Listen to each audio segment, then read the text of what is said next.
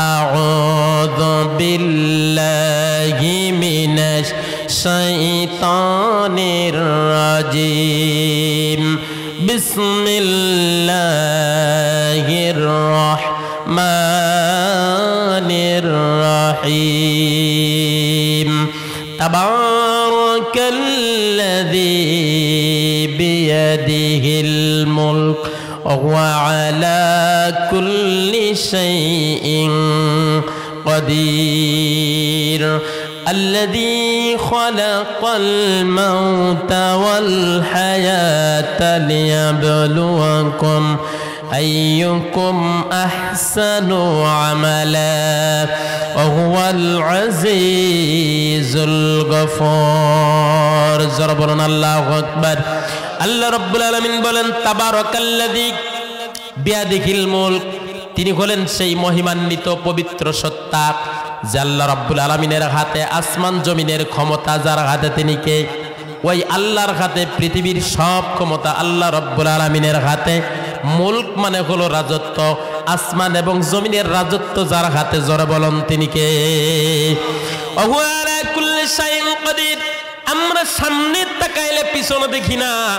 ডাইনে তাকাইলে বামে দেখি না পিছনে তাকাইলে সামনে দেখি না উপরে তাকাইলে নিচেই দেখি না কিন্তু এক যোগে চতুষ্পার্শ্বে যিনি দেখতে পান যারা বলেন তিনি কে এই জন্য তিনি হলেন মালিক রাতের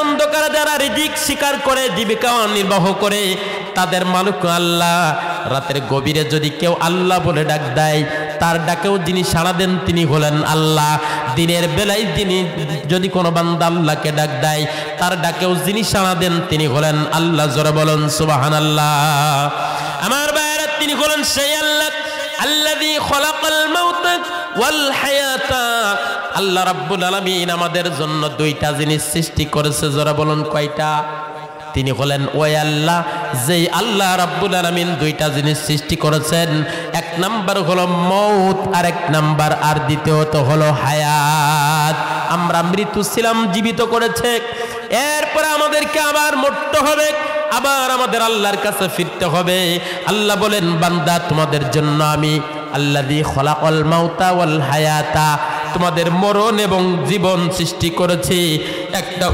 উদ্দেশ্য করেছি লিয়াবলুয়াকুম তোমাদেরকে পরীক্ষা করার জন্য সুবহানাল্লাহ আইয়ুকুম আহসানু আমালা ও বামন কোলা নাটোরের প্রাণ প্রিয় তৌহিদি জনতা আল্লাহ বলেন কোন বান্দা ভালো কাজ করে কোন বান্দা খারাপ কাজ করে এই পরীক্ষা নেওয়ার জন্য আমি আল্লাহ রাব্বুল আলামিন তোমাদেরকে বানাইছি সুবহানাল্লাহ পরীক্ষা আছে না নাই স্কুলে গেলে পরীক্ষা আছে প্রতিযোগিতা আছে সম্পদের প্রতিযোগিতা আছে এরপরে সন্তানের প্রতিযোগিতা আছে বিভিন্ন জায়গায় পরীক্ষা আছে পরীক্ষা দেওয়ার জন্য সবাই প্রস্তুতি গ্রহণ করে আল্লাহ বলেন বান্দা তোমাদেরকেও একটা পরীক্ষা নিব তোমাদের মধ্যে কে ভালো কাজ করে আর কে খারাপ কাজ করে ভালো কাজের ভিতরে হাজার রকমের কাজ আছে খারাপ কাজের ভিতরেও হাজার রকমের কাজ আছে না নাই জোরে বলেন ভালো কাজের ভিতরে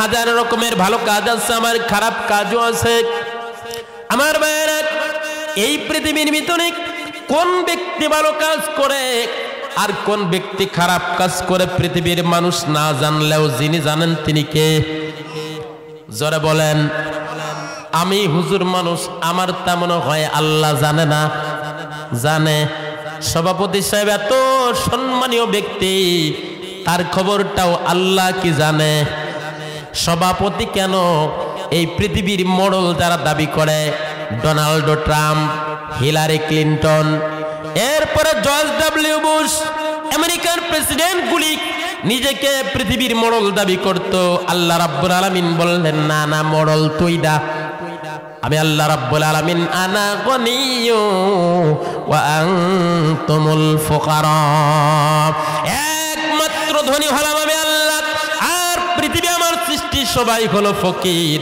ফকির যদি নাই হবি ছোট্ট একটা প্রমাণ দিয়ে দি আল্লাহ রাব্বুল আলামিন আমেরিকার লস অ্যাঞ্জেলসের ভিতরে এমন আগুন সৃষ্টি করে দিল বিমান কামান এরপরে আপনার ফায়ার সার্ভিসের হাজার হাজার লক্ষ লক্ষ কর্মীরাও এটা নিয়ন্ত্রণ করতে পারে না। যে আল্লাহ রাব্বুল আলামিন ওই আগুন উৎপত্তি করতে পারে, তিনি কে? যারা বলেন তিনি কে? এই জন্য পৃথিবীর সব কিছুর মালিক হলেন আল্লাহ। আমরা যেদিন কবর দেশে চলে যাব, যার কাছে ফিরে যাব তিনি হলেন আল্লাহ। এই জন্য আমরা কে খারাপ কাজ করি আর কে ভালো কাজ করি, এই খবর যিনি রাখেন যারা বলুন তিনি কে? চেয়ারম্যান সাহেব নিয়োগ দেয় ব্যক্তিগত পার্সোনাল পিএস, এলাকার ক্যাডার লিডার নিয়োগ দেয়, দেখবি এই গ্রামের ভিতরে কে কে কোন কাজ করা আমাদের বিরুদ্ধে আছে, দেখবি এরকম চেয়ারম্যান মনে হয় আপনাদের এলাকায় নাই। আল্লাহ রাব্বুল আলামিন বলছেন, বান্দা তোমাদের দুই কাদের ভিতরে আমি আল্লাহ রাব্বুল আলামিন দুইজন ফেরেশতা দিয়েছি। এই ফেরেশতার কোন মানুষ দেখতে পারবে না। আল্লাহ জানতেন মানুষ যদি ডান কাদের ফেরেশতারা দেখতে পেত, মানুষের ডান কাদের ফেরেশতাদেরকে ঘুষ দিত, বিভিন্ন ভাবে হুঙ্কার দিত, ভয় দেখাতো, যদি তুই আমার নামে 24 ঘন্টা আমল না লেখিস তোরা আমি পিটাবো, মেরে ফেলবো, গুলি করে দেবো, ঠিক কিনা? আর যদি বাম কাদের ফেরেশতারে দেখতে পেত তাহলে ঘুষ অপার করত, ভয় দেখাতো, হুঙ্কার দিত, তুই যদি আমার নামে কোনো খারাপ কিছু লিখে থাকিস তাহলে চিন্তা কর, তোর খবর আছে, আমি কিন্তু এত বড় নেতা। আল্লাহ বলেন কিছুই দেখতে পারবা না, ডান কাদের ফেরেশতা তোমার আমল নামা লেখে, বাম কাদের ফেরেশতা বান্দা তোমার সকল গুনাহ লিখে। বান্দা তুমি যদি একা একা, পৃথিবীর কোন মানুষ তোমার কর্মকাণ্ড দেখে না, যিনি দেখেন জোর বলুন তিনি কে? আল্লাহ বলেন সেখানেও আমার প্রতিনিধি কিরামান কাতিবিন আমি আল্লাহ রাব্বুল আলামিন তোমার কাছে দিয়ে রেখেছি। তুমি টয়লেটে গেলেও তারা ডিউটি করে, তুমি ঘুমের মধ্যে থাকলেও তারা ডিউটি করে, তুমি অফিসের ভিতরে থাকলেও তারা ডিউটি করে, তুমি যেখানেই থাকো সেখানেই আমার ফেরেশতারা ডিউটি করে, ঠিক কিনা? তাহলে পালাবার কোনো রাস্তা, পালাবার কোনো পথ নাই। কিয়ামতের দিন আল্লাহ রাব্বুল আলামিন আমার হিসাব নেওয়ার জন্য, কিয়ামতের দিন আমার হিসাব আমাকেই দেয়া লাগবে। আল্লাহ সেদিন বলবে করা কিতাবাক, পড়ো তো বান্দা তোমার হিসাব, কাফা বিনাফসিকাল ইয়াউমা আলাইকা হাসিবা, কিভাবে জীবন যাপন করলে, কিভাবে জীবনটা অতিবাহিত করলে। 50 বছরের জিন্দেগি দিয়েছিলাম, 60 বছরের জিন্দেগি দিয়েছিলাম বান্দা, টাকা পয়সা ব্যবসা বাণিজ্য অর্থবিত্ত দাপট সবকিছু দিয়েছিলাম, কিভাবে তুমি অতিবাহিত করেছো তোমার হিসাব তোমার লেখা লাগবে না। এই যে আমি আমার নিজ দায়িত্বে কিরামান কাতিবিনদের দ্বারা লিখে রেখেছি, বান্দা তখন হিসাবটা খুশি খুশি মনে হাতে নিবে, মনে হয় আমার এই হিসাব দিয়ে জান্নাতে চলে যাব। বান্দা এই হিসাবটা নেওয়ার সঙ্গে সঙ্গে, আলোচনা আপনারা বহুবার শুনেছেন সম্ভবত, বান্দা হিসাবটা নেওয়ার সঙ্গে সঙ্গে বলবে মালি হাযাল কিতাব, কি আশ্চর্য ধরনের কিতাব, 10 টাকা এক জায়গায় দান করেছি সেটাও লেখা আছে, কার দিকে দুর্বল মানুষের দিকে একটু চোখটা বড় করে তাকাইছি সেটাও লেখা আছে। মালি হাযাল কিতাব, কি আশ্চর্য ধরনের কিতাব, লা ইগাদিরু সগীরাতান ওয়ালা কাবীরাতান ইল্লা আহসাহা, জোরে বলুন আল্লাহু আকবার। এক জাররা পরিমাণ ছোট কিছু বাদ পড়ে নাই, বড়টাও বাদ পড়ে নাই, কি আশ্চর্য ধরনের কিতাব। আল্লাহ সেদিন বলবে বান্দা তোমাদেরকে কি আমি কোরআন দিয়ে জানাই নাই, উলামায়ে কেরামদেরকে দিয়ে কি জানাই নাই? ওই বান্দারা তখন অনুতপ্ত হয়ে বলবে ওয়াকালু লাউ কুন্না নাসমাউ আও নাকিলু মা কুন্না ফি আসহাবিস সাঈর। আল্লাহু আকবার। আরে সেদিন যদি মসজিদের ইমাম সাহেবের কথা শুনতাম, বামনকলা ওই যে গোরস্থানের বক্তার কথা শুনতাম, যদি নামাজ পড়তাম, যদি এই ভালো কাজগুলো করতাম, তাহলে আজকে আমার এই পরিণতি হতো না। সেদিন হাজারো বার যদি আপনি অনুনয় বিনয় করেন, যদি সেদিন আফসোস করেন, ওই আফসোসকে আমাদের কাজে লাগবে। জোরে বলেন। আমার বাইরে এই মজলিসে যারা আছে, বক্তা, শ্রোতা, সভাপতি, সেক্রেটারি, সদস্য, আয়োজক, মাইকালা, প্যান্ডেলওয়ালা, ক্যামেরাওয়ালা, যত মানুষ আমরা এখানে আছি, আমরা আগামী 50 বছর পরেও এখানে থাকবো, গ্যারান্টি কি আছে? মনে করেন আমরা জীবিত আছি তাও আসতে পারবো না, বুড়া হয়ে যাব, ঠিক না বে ঠিক? যতদিন আমার কণ্ঠে সুর থাকবে ততদিন সব মানুষগুলি ওয়াজের জন্য ডাক দিবে। 50 বছর পরে বলবে না জুলমুলে হয়ে গেছে, এখন আর গলায় জোর নেই, দাওয়াত দেওয়া যাবে না, ঠিক না বে ঠিক? এই পৃথিবীতে আদম আলাইহিস সালাম পৃথিবীর প্রথম মানব, তিনি বিদায় নিয়ে চলে গেছেন। এরপরে মুসা বিদায় নিয়েছেন, ইব্রাহিম বিদায় নিয়েছেন, শীষ আলাইহিস সালাম বিদায় নিয়েছেন। পর্যায়ক্রমে সবাই বিদায় নিয়েছেন। শ্রেষ্ঠ নবী মুহাম্মদ সাল্লাল্লাহু আলাইহি ওয়াসাল্লাম বিদায় নিয়ে চলে গেছেন। আমার ভাইয়েরা, 4 জন খলিফা, দামি দামি খলিফা 30 বছর শাসন করেছেন। আল্লাহর নবীর প্রধান খলিফা হযরত আবু বকর বিদায় নিয়েছেন, ওমর বিদায় নিয়েছেন, হযরত আলী বিদায় নিয়েছেন, উসমান বিদায় নিয়েছেন, সবাই বিদায় নিয়ে চলে গেছে। আল্লাহর নবীর সব থেকে শ্রেষ্ঠ কলিজার টুকরা 2 জন নাতি ইমাম হাসান হুসাইন, তারাও বিদায় নিয়ে চলে গেছে, ঠিক না বে ঠিক? এত দামি দামি মানুষ কবর দেশে চলে গেছে। এই বাংলাদেশের কত মানুষ, সাবেক প্রধানমন্ত্রী, বর্তমান প্রধানমন্ত্রী, এরপরে কত নামি দামি এমপি, মন্ত্রী, মিনিস্টারদের জানাজা পড়াইয়া কবর দেশে আমরা বিদায় দিয়ে চলে এসেছি। আমার মনে হয় এই যে বামন কলা গোরস্থান, আল্লাহ বলছেন আল্লাযী খলাকাল মাউত, মরণ আমি সৃষ্টি করেছি, যে মরণ থেকে পৃথিবীর কোন মানুষ বাঁচতে পারবে না, ঠিক না বে ঠিক? আল্লাহ বললেন বান্দা আইনামা তাকুনু ইদরিকুমুল মাউত ওয়ালাউ কুনতুম ফি বুরুজিম মুসাইয়াদা।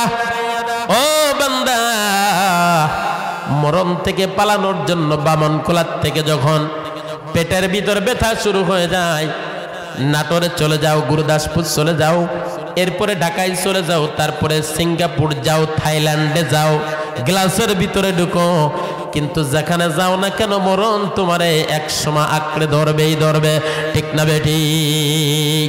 ওই মরণ হওয়ার পূর্বে আমার ভাইয়েরা, এই যে বামন কোলা গোরস্থান, এই গোরস্থানের উদ্যোগে আজকের এই মাহফিল। পৃথিবীর মানুষ যেমন মরণশীল, আমারও তো একদিন মরে যাওয়া লাগবে কি লাগবে না? যারা বলুন লাগবে কি লাগবে না? এই মজলিসে যারা আছেন, কার কার মা নাই বাবা নাই, 2টি হাত উত্তোলন করে দেখেন। জি, খেয়াল আছে আমার? কার কার মা নাই বাবা নাই, 2টি হাত উত্তোলন করে দেখান। আমার বাইরে এতগুলি মানুষের মা নাই বাবা নাই, সব বাবা মা গুলি কবর দেশে চলে গেছে, ঠিক না বে ঠিক? কত আদরের মা, কত আদরের বাবা কবরে আজকে চলে গেছে। বাবা মা গুলি জীবনে আর কোনোদিন ফিরে আসবে না। ওই এলাকার মানুষ, আপনার যার মা কবর চলে গেছে, একটু চিন্তা করে দেখেন কোনোদিন কি আর মা ফিরে আসবে? জবাব দেবেন। আমার কথায় মন খারাপ করবেন না। আর জীবনে কোনোদিন আপনার মা কি এই কবরস্থান থেকে ফিরে আসবে? আর জীবনে কোনোদিন আসবে না। যার বাবা চলে গেছে আর কোনোদিন ফিরে আসবে না।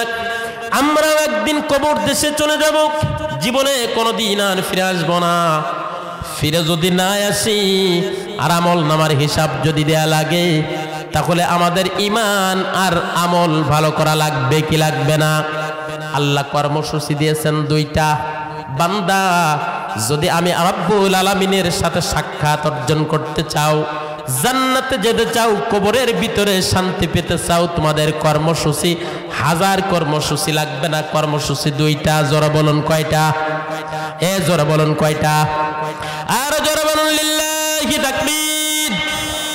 মুসলমান জান্নাতে যেতে হলে, ওই কবরে যেতে হলে মুসলমানদের কর্মসূচি কয়টা? 2টা। 1 নম্বরে হলো আল্লাহ বলেন ফামান কানা ইয়ারজু লিকা রাব্বিহি ফালইআমাল আমালান সালিহা ওয়ালা ইউশরিক বিইবাদাতি রাব্বিহি আহাদা। আল্লাহু আকবার। বান্দা, তোমরা যদি আমি আল্লাহর সাথে সাক্ষাৎ করতে চাও, মোলাকাত করতে চাও, জান্নাতের ভিতরে কর্মসূচি হতে হবে 2টা। ফামান কানা ইয়ারজু লিকা রাব্বিক, যদি ওই রবের সাথে সাক্ষাৎ করতে চাও, জোরে বলুন কার সাথে? রবের সাথে। কার সাথে? রব বললে একটু দূর দূর মনে হয়, তাই না? মনে হয় একটু দূরত্ব দূরত্ব ভাব লাগতেছে, অথচ রব নামটাই সব জায়গায় বেশি আছে। এই যে সমগ্র রুহগুলো যখন আল্লাহর কাছে রুহের জগতে ছিল, আল্লাহ একটা প্রশ্ন করেছিল, আলাস্তু বিরব্বিকুম, বলো তোমাদের রব কে? আমরা সেদিন বলেছিলাম আমাদের রব হলো আল্লাহ, ঠিক কিনা? তাহলে সেদিন আল্লাহ আমাদের সাথে পরিচিত হয়েছেন কিন্তু রব নামে, ঠিক কিনা? এরপরে এই যে কোরআনুল কারিমের সূরাতুল ফাতিহা, যেই ফাতিহা আমরা সবসময় পড়ি, ফাতিহা না পড়লে তো নামাজই হবে না, ঠিক কিনা? সেই সূরা ফাতিহার প্রথম আয়াতে কি আছে? আলহামদুলিল্লাহি রাব্বিল আলামিন। তার মানে রব নাম আছে। আমরা যখন নামাজের রুকুতে যাই কি পড়ি? সুবহান রাব্বিয়াল, রব আছে। যখন আমরা সিজদায় চলে যাই তখন কি পড়ি? সুবহান রাব্বিয়াল আযীম, সুবহান রাব্বিয়াল আলা। তাহলে রুহের জগতে আল্লাহ রব নামে পরিচিত হলেন, নামাজের রুকুতে সিজদাতে রব নামে পরিচিত হলেন। সূরাতুল ফাতিহা রব দিয়ে সকল প্রশংসা রবের, আলহামদুলিল্লাহি রাব্বিল আলামিন, সকল প্রশংসা কার? যারা বলেন। এরপরে মনে করেন আমি আপনি মারা যাব, এই যে এই কবরস্থানে যেদিন আমাকে রেখে দিবে, সেদিন ফেরেশতারা এসে আমাকে তিনটা প্রশ্ন করবে। কি কি প্রশ্ন? মান রব্বুকা, তোমার রব কে? তাহলে কবরও কিন্তু রব, রবের পরিচয়। মান রব্বুকা, তোমার রব কে? ঠিক কিনা? তাইলে আল্লাহ কিন্তু রব নামে বেশি পরিচিত। সুবহানাল্লাহ। আল্লাহ রাব্বুল আলামিন এই জন্য বলছেন, ফামান কানা ইয়ারজু লিকা রাব্বিহি ফালইআমাল আমালান সালিহা। বান্দা ইন্তেকালের পরে বান্দা যদি তোমার ওই রবের সাথে সাক্ষাৎ করতে চাও, তার মানে জান্নাতে যেতে চাও, কোন জাহান্নামীর সাথে আল্লাহ রাব্বুল আলামিন সাক্ষাৎ দিবে না। জান্নাতি বান্দাদের জন্য আল্লাহ রাব্বুল আলামিন সাক্ষাৎ দিবে। বিশ্বনবী বলেছেন, লিসসাইমি ফারহাতান, যারা রোজা রাখবে তাদের দুইটা পুরস্কার, একটা হলো ইফতারের সময়, আর একটা হলো কিয়ামতের দিন। জান্নাতের ভিতরে আল্লাহ রাব্বুল আলামিন বান্দার সাক্ষাৎ দিবে। একটু জোরে বলুন সুবহানাল্লাহ। আল্লাহ বলছেন, ওই রবের সাথে যদি তোমার আল্লাহর সাথে যদি মোলাকাত করতে চাও, বান্দা আমার দুইটা কাজ করবে। ও জিনাইদার মানুষ দুইটা কাজ করবে, নাটোরের মানুষ দুইটা কাজ করবে, বাংলাদেশের মানুষ দুইটা কাজ করবে, সারা পৃথিবীকে উদ্দেশ্য করে বলছেন, ও নারীরা দুইটা কাজ করবে, পুরুষরা দুইটা কাজ করবে, দল বল নির্বিশেষে সবাই দুইটা কাজ করবে। এক নাম্বার কাজ হলো ফালইআমাল আমালান সালিহা। আল্লাহু আকবার। আমলে সালেহ করবে, ভালো ভালো কাজ করবে। কোনটা ভালো কাজ কোনটা খারাপ কাজ বান্দা বোঝার জন্য 1.5 কেজি ওজনের একটা মেধা তোমার মাথার ভিতরে আমি আল্লাহ দিয়ে রেখেছি। পৃথিবীর এমন কোন মেমোরি আমি সৃষ্টি করি নাই, বান্দা সৃষ্টি করতে পারে নাই। জন্ম থেকে মৃত্যু পর্যন্ত মেমোরিতে লোড করবে, কিন্তু তোমার মেমোরি এমন মেমোরি আমি আল্লাহ দিয়ে রেখেছি। এই জন্য বলা হয়েছে, কবর থেকে, দোলনা থেকে কবর পর্যন্ত শিক্ষা অর্জন করো। তার মানে তোমার এই মেমোরি দিয়ে যেটা ভালো মনে হবে সেই কাজ করবে, খারাপ কাজগুলি বর্জন করবে। ফালইআমাল আমালান সালিহা, 1 নাম্বার কর্মসূচির নাম হলো ভালো কাজ করবে, খারাপ কাজ ছেড়ে দিবে। জোরে বলেন 1 নাম্বার কর্মসূচি কি? জোরে বলেন। 1 নাম্বার কর্মসূচি নির্দিষ্ট কোনো কাজ নয়, কাজের সমষ্টি কোনো কাজ। যারা ব্যবসা করেন, ব্যবসার ভিতরে যতগুলি ভালো আছে এইগুলি আঁকড়ে ধরবেন, যতগুলি খারাপ আছে সবগুলি বাদ দিয়ে দিবেন। চাকরির ভিতরে যতগুলি খারাপ কাজ আছে, মানুষের সাথে আচার ব্যবহার, মানুষের সাথে লেনদেন, মানুষের সাথে কথা, মানুষের সাথে উঠা বসা, নিজের দায়িত্ব সঠিকভাবে পালন করা, যত ভালো কাজ আছে এই ভালো কাজগুলো একজন চাকরিজীবীকে আঁকড়ে ধরতে হবে, ব্যবসায়ীকে আঁকড়ে ধরতে হবে। কৃষকরা খালি লম্বা করে একটু আল কোপাবে, ঠিক না বে ঠিক? লম্বা করে আল কোপাবে আর গরু ছেড়ে দিয়ে অন্যের খেত খাওয়াবে, এটা করবে। যারা চাষ করে তারাও অন্যের হক মারবে না, তারাও ওখানে ভালো কাজ করবে, খারাপ গুলি ছেড়ে দিবে। শুধুমাত্র এক শ্রেণীর মানুষকে আল্লাহ ছাড় দিয়েছেন, যারা ওয়াজ করবা এই মানুষদের জন্য একটু ছাড় দিয়ে দিলাম। কারণ কোন জিনাদার থেকে এসে, ডাকাত থেকে এসে রাত জেগে ওয়াজ করো, তোমরা একটু খারাপ কাজ করলেও আমি আল্লাহ ছেড়ে দিব। 60,000 না হলে ওয়াজ করবা না, এই কাজ যদি তোমরা করো এই গুনাহটা আমি আল্লাহ মাফ করে দিব। এই ছাড় মনে হয় আল্লাহ দেশে। এই কথা বলবার কারণে ভাইরাল বক্তাগুলি আমারে দেখতে পারে না। এই পৃথিবীর ভিতরে যদি ভাইরাল হওয়ার জন্য, টাকার জন্য যদি ভাইরাল হতে চাই, আমার জীবনের কোনো গ্যারান্টি নাই, ভাইরাল হওয়ার নেশা আমার নাই। আমার ভাইরাল আল্লাহ রাব্বুল আলামিন 5 মিনিটে বলে দেই। আল্লাহ বলেন, বান্দা ব্যবসা করো, চাকরি করো, যা কিছু করো না করো, তুমি যদি প্রবাসী হও, তুমি ইমাম হও, তুমি মুয়াজ্জিন হও, তুমি মাহফিল আয়োজক কমিটি হও, যত যা কিছু করো না কেন বান্দা, ও বান্দা, সব আমলগুলি একমাত্র যার জন্য হবে তিনি কে? লোক দেখানোর জন্য কোন আমল আল্লাহর কাছে গ্রহণযোগ্যতা পাবে না। আল্লাহ বলেন, কুল ইন্না সলাতি ওয়া নুসুকি ওয়া মাহইয়ায়া ওয়া মামাতি লিল্লাহি রাব্বিল আলামিন। আল্লাহু আকবার, জোরে বলেন। হাবিব, আপনি আপনার উম্মতদেরকে বলে দিন, তারা যেন এই কথা বলে এবং এই কাজ করে। ইন্না সলাতি, আমার নামাজ, আপনি বলুন আমার নামাজ, আমার কুরবানি, অনুসুকি, ওয়া মাহইয়ায়া, আমার বেঁচে থাকা, ওয়া মামাতি লিল্লাহি রাব্বিল আলামিন, এবং আমার মরিয়ে যাওয়া সব কিছু যার জন্য তিনি কে। এখন আসেন, আমরা কিসে আল্লাহর জন্য সব কিছু করি? নকল ফকিরের ভিড়ে আসল ফকির ভিক্ষে পায় না রে ভাই। সেই যুগে আমরা চলে আইছি, ঠিক কিনা? ঠিক না বেটি? আমার ভাইরা, কুল ইন্না সলাতি, আমাদের নামাজ যদি আল্লাহর জন্য হয়, আল্লাহর দেখানো নামাজ একরকম, আর বান্দার দেখানো নামাজ আর এক রকম, ঠিক না বেঠিক? যারা বান্দার দেখানোর জন্য নামাজ পড়ে 5 মিনিটে দেখবেন 10, 12, 14 রাকাত হয়ে যায়। আর যে ব্যক্তি চিন্তা করে আমি আল্লাহর সামনে দাঁড়াইছি, নামাজের ভিতরে চুরি করা যাবে না, তার নামাজ দেখবেন একটু ভিন্ন রকম, ঠিক না বেঠিক? অনুসুকি, কুরবানি করা, কুরবানির ভিতরে আল্লাহর বিধান আছে না নাই? কুরবানির গোস্ত নেয়ার জন্য কিছু মানুষ আছে কয় 7 ভাগ আমার, 6 ছাওয়ালার আমরা ঘরে বাড়ি আমরা 2 জন আলাদা খাই, বাপু তোমার চাষি আলাদা, আমু আলাদা, আমাকে 2 জনের 2 ভাগ, 5 ছাওয়ালের 5 ভাগ, 7 ভাগ লেখো। মানুষে হা করে টাকা থেকে চাষা কয় কি, আর একজন কই দে কুরবানির গোস্ত নিগে 7 ভাগ করে দে। কিছুদিন পরে মসজিদের কেশিয়ার সাহেব বড় চালাক, মসজিদের চাইল উঠাতে গেছে, যায় কয় চাচা চাইল দেও। চাচা চাইল নিয়ে আইছে এক বাড়িতে, কয় চাচা আর কয় বাপু আমার তো পয়সা হলে এই একসাথেই, আমরা তো আলাদা না।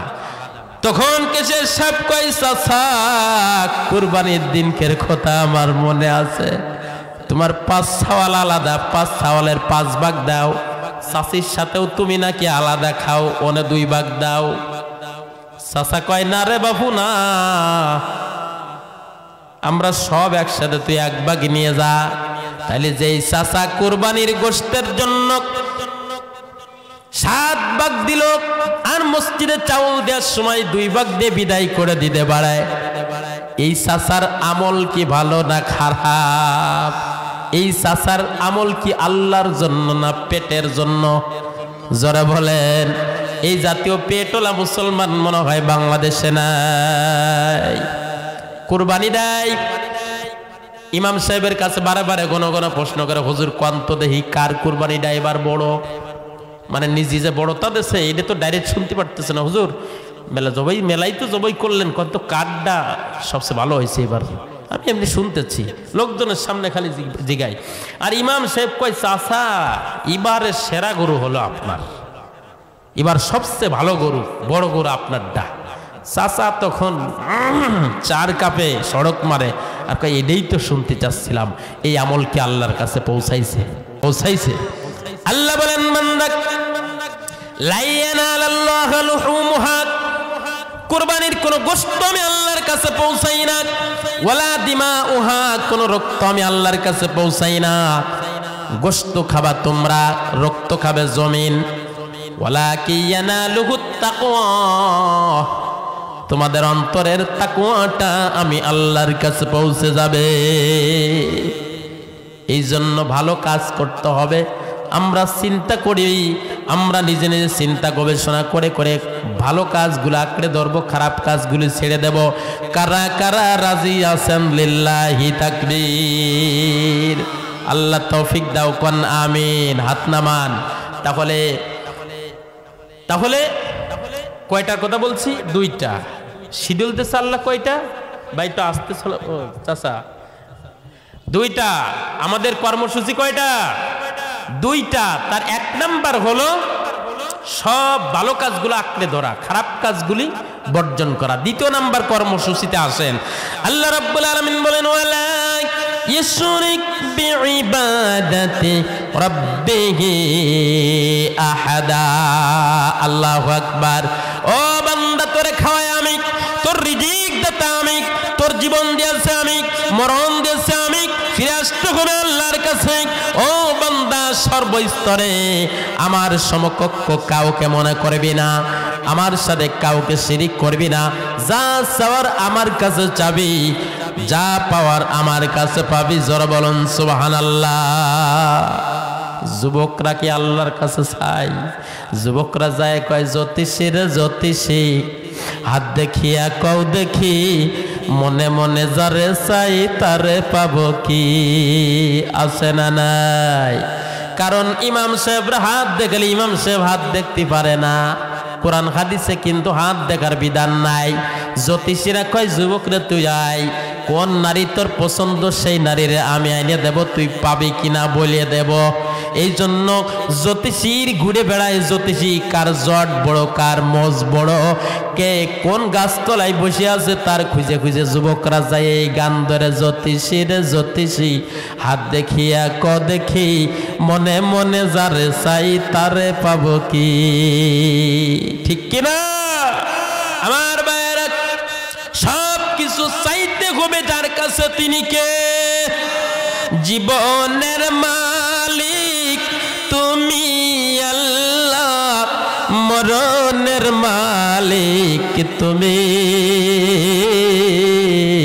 তাই বারে বারে সিজদায় পড়ে তোমার কদম চুমি, লা ইলাহা, জোরে লা ইলাহা। আপনাদের কষ্ট হচ্ছে ভাই? কষ্ট হলে ছেড়ে দিব। কষ্ট হচ্ছে? তাহলে পিছন থেকে আওয়াজ, জুবান খুলে জিকির করেন লা ইলাহা।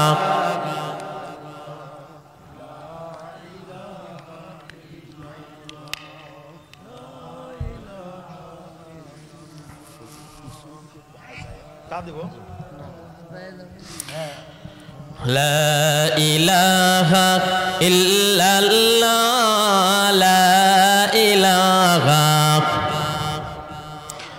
লা ইলাহা। তুমি বাঁচাও, তুমি মারো, অবিরত ক্ষমা করো। ধরার যে জন তাকেই ধরো, ধরার যে জন তাকেই ধরো। তোমার মুঠোয় সবই আল্লাহ, সুবহানাল্লাহ, আলহামদুলিল্লাহ, লা ইলাহা ইল্লাল্লাহ। পড়ো সুবহানাল্লাহ, লা ইলাহা ইল্লাল্লাহ, লা ইলাহা ইল্লাল্লাহ, মুহাম্মাদুর রাসূলুল্লাহ। দুটি হাত তুলে দেখেন কার কার কষ্ট হচ্ছে। মেলা মানুষেরই তো কষ্ট হচ্ছে, এত কষ্ট দেওয়া তো ঠিক না, ছেড়ে দিয়ে। কষ্ট হচ্ছে? আমার ভাইরা আমার, আল্লাহ রাব্বুল আলামিন বলেন বান্দা ওয়ালা ইউশরিক বিইবাদাতি রাব্বিহি আহাদা, বান্দা রে আমি আল্লাহর সাথে কাউকে শরীক করবে না। এক নাম্বার ভালো কাজ করবে, দ্বিতীয় নাম্বার হলো আমি আল্লাহর সাথে কাউকে শরীক করবে না। অনেক সন্তান আছে নেতার সামনে দাঁড়ায় ছবি উঠায়, চেয়ারম্যান বা এমপি বা মন্ত্রী পাশে দাঁড়ায় একটু ছবি উঠায়, কয় ফেসবুকের ভিতরে লিখে দেয় প্রিয় অভিভাবক। আছে না নাই? এমন সন্তান বামন কুলাই নাই? কোন দিন এমপির পাশে দাঁড়ায়া ছবি উঠায়া ওই ফেসবুকে স্ট্যাটাসে লিখে দেয় প্রিয় অভিভাবক। এই অভিভাবক এই কথাটা যদি তোর বাপ দেখে, তোর বাপ চিন্তা করে, হারে যেই সন্তানের জন্য পা থেকে মাথা পর্যন্ত মাথার ঘাম পায়ে ফেলে দেই, ভালো কিছু খাই না, সন্তানের চিন্তা নিয়ে ঘোরাঘুরি করি, জীবনটা শেষ করে দিলাম সন্তানের জন্য। স্কুল কলেজে অভিভাবক মিটিং হলে আমারে ডাক দেয়, স্কুলের বেতন প্রয়োজন হলে আমারে ডাক দেয়, মাদ্রাসায় যখন বেতনের দরকার হয় কয় হুজুরের অভিভাবকরে ফোন দেন, আপনি আব্দুর রহমানের অভিভাবক? জি বলছিলাম, বেতনটা দরকার, সব দরকার, আমি সব প্রয়োজন, আমি প্যান্ট দরকার, শার্ট দরকার, লুঙ্গি দরকার, খেতা দরকার, আলতা দরকার, সোনো দরকার, পাউডার দরকার, সব কিছু আমি। আর তুমি নেতার পাশে দাঁড়ায়া ছবি তুলে কও প্রিয় অভিভাবক, এই কথাটা কি ঠিক আছে নি?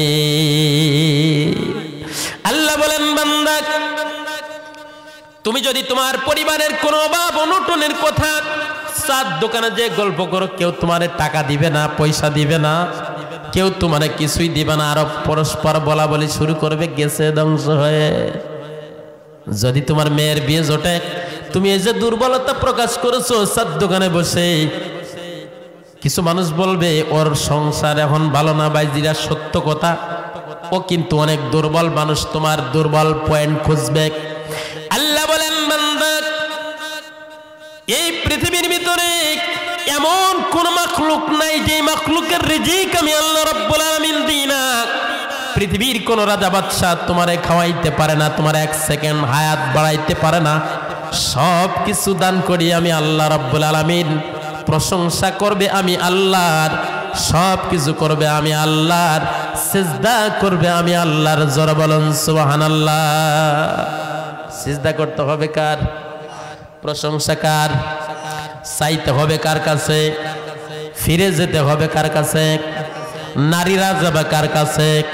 পুরুষরা যাবে কার কাছে? সবাইকে যদি আল্লাহর কাছে যেতে হয় রে মুসলমান, তাহলে ওই আল্লাহকে চিনা দরকার আছে না নাই? কোরআনের প্যান্ডেল তুই যারা ওই যে দেখা যাচ্ছে চার দোকানে বসে আছে, ওরাও যেদিন ফিরে যাবে যেতে হবে কার কাছে? আবার কিছু লোক আছে আল্লাহর কথা মনে নাই, গেছিলাম আমি বাবার নাই, আমার নাই কোনো ভয়, সব কিছু পার হইব বাবার উসিলাই, এমন মানুষ আছে না নাই?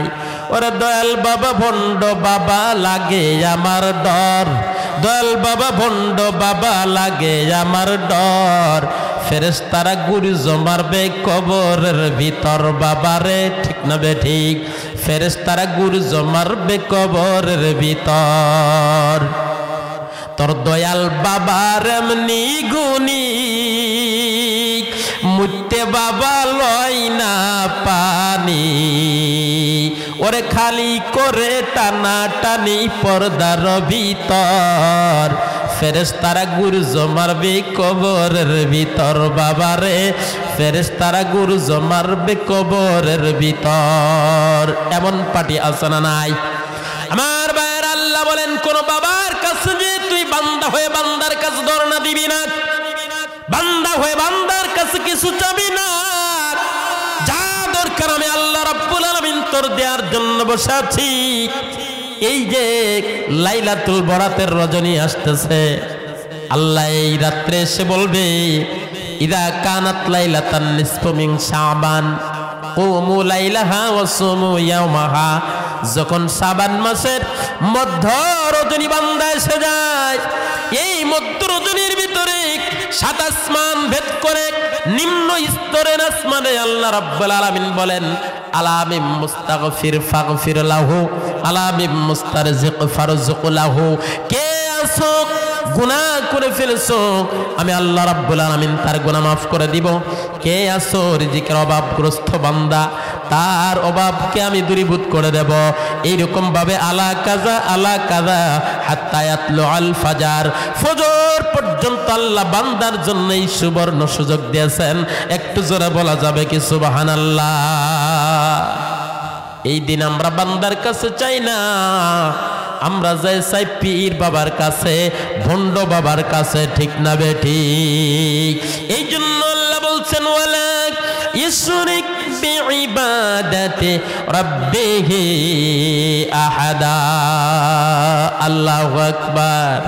আমার ভাইরা, তাহলে কর্মসূচি কয়টা মনে রাখতে হবে? কয়টা?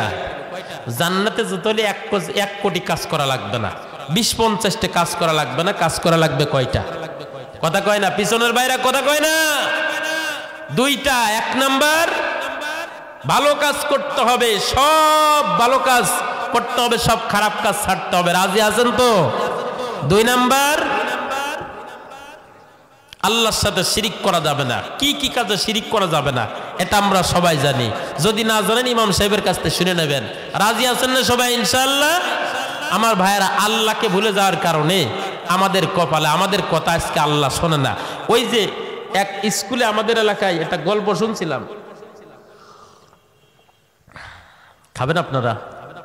খালি একটু ঢেলে দেই। আসলে আমার ভাইরা, এই বক্তারা বাংলাদেশে এই থিওরি শুরু হয়ে গেছে, এটা তো কেউ বানায় নাই, বানাইছে নাকি? এটা অটো সৃষ্টি হয়ে গেছে। এক দেশের বক্তা এনে আর এক দেশের লোকজন ওয়াজ করায়। আপনাদের নাটোরের বক্তা নিজে আমরা ওয়াজ করাই, কারণ আমরা জিনেদার মানুষ, আমাদের আকর্ষণ কম। তাইলে নাটোরের বক্তা যদি জিনেদে যায় ওয়াজ করতে যায়, কষ্ট হয় না? 1 হলো জার্নি, 2 হলো রাত জাগা, 3 হলো চিল্লানো। 3টা কাজই স্বাস্থ্যের জন্য ক্ষতিকর। জার্নি করা, রাত জাগা, তারপরে হলো চিল্লানো। 3টা কাজই স্বাস্থ্যের জন্য বড় ধরনের একটা আঘাত। এই কাজ বক্তারা প্রতিনিয়ত করে, এই জন্য বক্তারা বেশি দিন বাঁচে না। অনেকেই চিন্তা করে, অনেকেই অনেক রকম কথা বলে, বক্তব্য বক্তারা সব হলো খারাপ। এই সব বক্তা কি খারাপ? কথা বলেন, সব বক্তা খারাপ? প্রত্যেকটা নবী রাসূল বক্তা ছিলেন, ঠিক কি না? আল্লাহর নবী বিদায় হজের ভাষণে লক্ষাধিক সাহাবায়ে কেরামের সামনে বক্তব্য দেন নাই? অসংখ্য সাহাবায়ে কেরামদের সামনে বক্তব্য দেন নাই? এই বক্তব্য যদি না থাকতো ইসলাম কিভাবে প্রচার হতো? এই জন্য প্রত্যেকটা নবী রাসূল বক্তা ছিলেন। তার কওমের কাছে প্রত্যেকটা নবী রাসূল দ্বীনের দাওয়াত, কালেমার দাওয়াত পৌঁছানোর জন্য বক্তব্য দিয়েছেন। বক্তব্য দেয় ফুরফুরা, বক্তব্য দেয় আটরশি, বক্তব্য দেয় সরমুনা, তাবলিগ জামাতের ভাইরা বক্তব্য দেয় না? ইনশাল্লাহ বাকি নামাজ বাদ সবাই বসবেন, বহুত ফায়দা হবে। এই কথা বলার পরে আল্লাহর নাম, রসুলের নাম, দ্বীনের বিভিন্ন মাসলা মাসাইল বক্তব্য দেয় না? তাহলে বক্তব্য বন্ধ হয়ে গেলে ইসলাম থাকবে? বলতে পারেন হুজুর বক্তব্য দিয়ে কি হচ্ছে? হ্যাঁ হচ্ছে। আমি যুক্তি না, বাস্তবে আপনাদেরকে বোঝাইতে চাই বক্তব্য দিয়ে কি লাভ হচ্ছে না লস হচ্ছে। শুনতে চান আপনারা? সাধারণ সিম্পল ব্যাপার। এই ময়দানে যদি প্রতি বছর একটা করে মাহফিল না হতো, এই একটা মাহফিল একদিনের পরিকল্পনায় কিন্তু হচ্ছে না, শত দিন পরিকল্পনা, মিটিং করা, এরপরে কমিটি করা, বিভিন্নভাবে দীর্ঘদিন ধরে একটা মাহফিল আয়োজন করতেছে, ঠিক কিনা? এই মাহফিল যদি আয়োজন করা না হতো তাহলে এই মাহফিল এই ময়দানে কনসার্ট হতো কিনা? বিভিন্ন মাহফিলে কনসার্টের জায়গাগুলি দখল করে নেছে ওলামাই কারাম, কোরআনের মজলিস। এই জন্য ওরা কয় হুজুরদের সাথে চ্যালেঞ্জ করলাম, যদি কোনো হুজুর প্রমাণ দিতে পারে গান হারাম, 10 লাখ টাকা দিব। কতি যে গলা একবারে উগরা ফেলে দেয়, আছে না নাই? আল্লাহ তাআলা আমরা কত চ্যালেঞ্জ গ্রহণ করলাম, আসো খেলা হবে। দুঃখের ব্যাপার যে খেলার জন্য কত লোক ঘরের ভিতরতে ডাক দেয়, কিন্তু মাঠে নামলে আর পাওয়া যায় না, ঠিক কিনা? গাই বল নেই, এরকম করে করে বেড়ায়, সেও খেলার জন্য ডেকে মরে গেছে, চলে গেছে, নাই। কত শিল্পী কত গায়ক বলল আসো খেলা হবে, আলেমরা জানে না কোথায় কোরআনের হাদিসে কোথায় আছে গান হারাম, অশ্লীলতা হারাম, আলেমরা মনে হয় জানে না, জানে না মনে হয়। অমিনান নাসি মাইয়াশতারি লাহুল হাদিস, সূরা লুকমানের 6 নম্বর আয়াত। আয়াতের ব্যাখ্যা বিশ্লেষণ ফকিররা কি জানে? হ্যাঁ, কত লোক না জানে কত কথা বলে রে ভাই, আশ্চর্যের ব্যাপার। আমাদের দেশের এক শ্রেণীর মানুষ বলছিল এবার যদি জিততে পারি মদিনার সনদে দেশ চালাবো, বলছিল না? বলছিল না? মদিনার সনদ কারে কয় তোর বাপ দাদা 14 গোষ্ঠী কি জানে না শুনেছে? মদিনার সনদের কয়টা ধারা ছিল কন্ত? 53টি ধারা ছিল মদিনার সনদের। কয়টা ধারা? 53টি ধারা। এই একটা ধারা কি ওরা বলতে পারবে? এই জন্য আন্দাজে গাল গল্প করা যাবে না, ঠিক কিনা আমার ভাইরা? মানুষের চরিত্র 20 বছর 30 বছর 50 বছর আগে যা ছিল এখন কি তা আছে? এখন কি তা আছে? নারীদের চরিত্র কি তা আছে? এখন মাহফিলে বিভিন্ন আমাদের মা বোনেরা যেভাবে আসা যাওয়া করে আগের মা বোনেরা কি তা করতো? একটা দৃষ্টান্ত দেব, মানুষ পরিবর্তন হলে আল্লাহ রাব্বুল আলামিন কিয়ামত অতি নিকটে চলে আসে।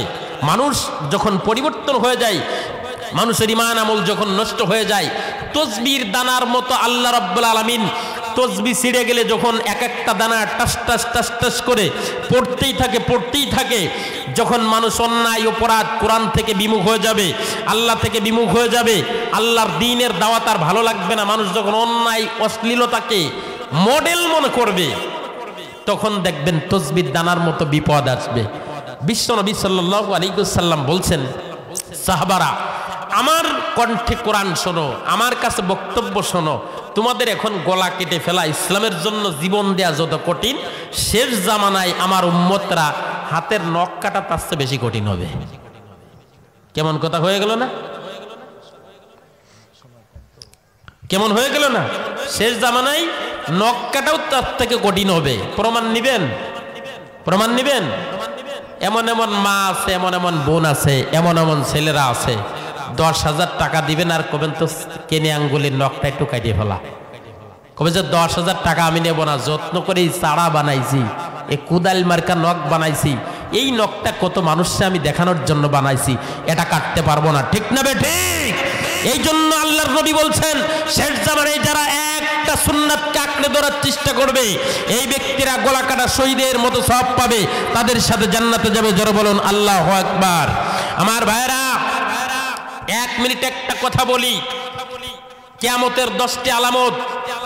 তার 1 নাম্বার হলো মানুষের লজ্জা থাকবে না। লজ্জা কি এখন আছে? প্রথম কয়েকটা আলামতের ভিতর মূল একটা আলামত হলো মানুষের বরকত, রিজিক কমে যাবে, বরকত কমে যাবে, স্বাদ নষ্ট হয়ে যাবে। স্বাদ এখন আছে নাকি? হ্যাঁ, 20 বছর আগে 6 টাকা কেজি ইলিশ মাছ। আপনাদের এলাকায় বড় একটা বাজারের নাম কোন? তো চাষকইর বাজার থেকে আপনার চাচা যখন বা আপনার বাবা 6 টাকা কেজির ইলিশ মাছ 2 কেজি ওজনের একটা কিনে এনে উঠোনের পারে ফেলে দিচ্ছে, আপনার মা আগলা জায়গা বসে বাঁশের পাতা দিয়ে গোবরের লাকড়ি দিয়ে ভাঙ্গা কড়াইতে এক পাশে ধরাত্তা আছে আর এক পাশে নাই, এইরকম কিছু জিরে আছে, মশলা নেই, মশলা আছে, জিরে নাই, পেঁয়াজ আছে, রসুন নাই, রসুন আছে অথবা পেঁয়াজ নাই, এই জাতীয় ভাবে রান্না করে আগলা জায়গা রান্না করি আপনার সামনে দেশে সেটা খাইছেন সকালবেলা। এরকম হাত নিয়ে চাচা ধ্যান তো কি খাইছি, চাচা কই ইলিশ বসাইছে, এরকম ঘ্রাণ ছিল কি ছিল না? আর এখন 6 টাকা কেজির ইলিশ মাছ 2000 টাকা কেজি হয়ে গেল, 2500 টাকা কেজি হয়ে গেল। আর যেখানে মা বোনরা গায়ে কাপড় দিত না, অভাবে যেখানে সেখানে রান্না করতো মাটির চুলার থেকে টাইলসের চুলা হলো, অশিক্ষিত মহিলা থেকে ডিগ্রি পাস রাঁধুনি রান্না করা মহিলা হলো, এরপর উন্নত জাতের চুলা হলো, লাকড়ি থেকে গ্যাসের চুলা হলো, কত সুন্দরী বউ হলো, ভাঙ্গা কড়াই থেকে নতুন পাত্র হলো, সব পরিবর্তন হলো, সব মশলাগুলি রেডি থাকে, উন্নত জাতের রাঁধুনি গুঁড়া মশলা ব্যবহার করা হয়। এত নামি দামি জিনিসের ভিতরেও রান্না করার পরে দেখা গেল খাইতে যে ওই বাজার থেকে ইলিশ আনছেন না সিলভার আনছেন বোঝার কোনো উপায় নাই, ঠিক না বেঠিক? জি যাচ্ছে আর কমিউনিটি। তাইলে তাইলে স্বাদ কি আছে এখন ভাই? আমার ভাইয়েরা অল্প সময়ের ভিতরে ছেড়ে দিব। মা বোনদের কিছু পরামর্শ দিয়ে যায়। আগের নারীরা যেখানে সেখানে বসে বসে ইলিশ মাছ রান্না করতে, দেশি মুরগি রান্না করতো, খাইতেই মন চাইতো, খাইতেই মন চাইতো। কিন্তু এখন যেই অশিক্ষিত নারীর জায়গা ডিগ্রি পাস মেয়ে, মাস্টার পাস মেয়ে দখল করলো, দুর্বল মশলা থেকে রাঁধুনি গুঁড়া মশলা ব্যবহার হলো, মাটির চুলা থেকে টাইলসের চুলা, লাকড়ি থেকে গ্যাসের চুলা ব্যবহার হলো।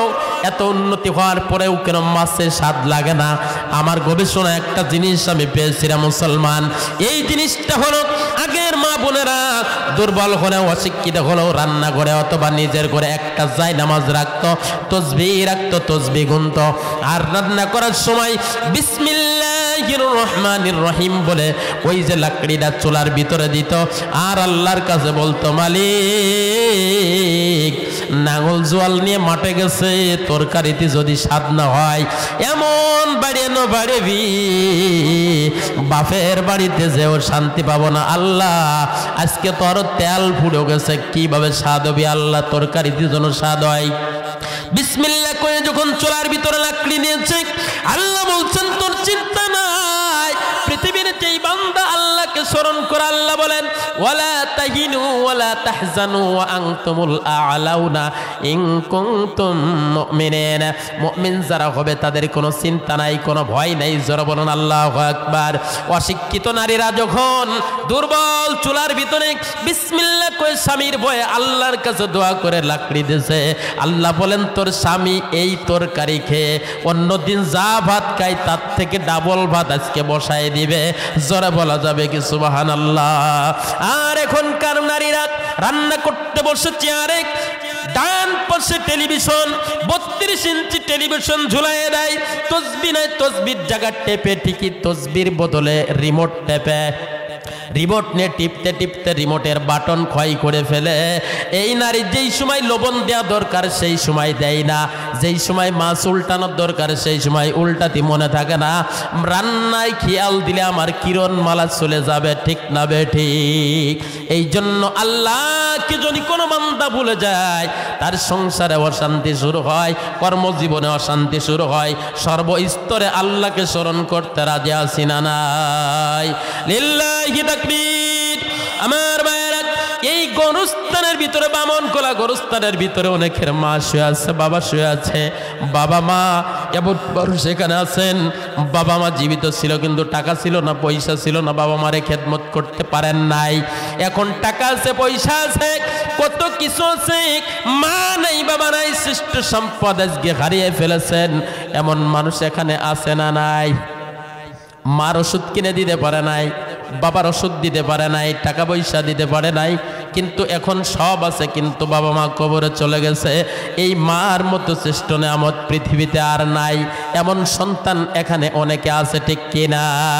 আজ কেন আমার সোহাগ মাখা ডাক ডাকো না, মায়ার চল দিয়ে কেন আমায় তুমি জোড়াও না, আজ কেন আমায় সোহাগ মাখা ডাক ডাকো না।